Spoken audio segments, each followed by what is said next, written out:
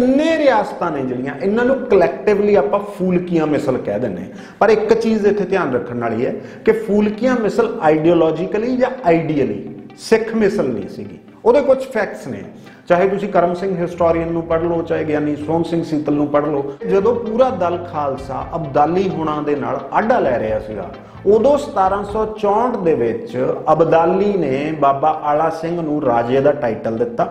ਬਦਲੇ 'ਚ ਪਟਿਆਲਾ ਰਿਆਸਤ ਨੇ ਅਬਦਾਲੀ ਨੂੰ ਨਜ਼ਰਾਨਾ ਭੇਂਟ ਕੀਤਾ।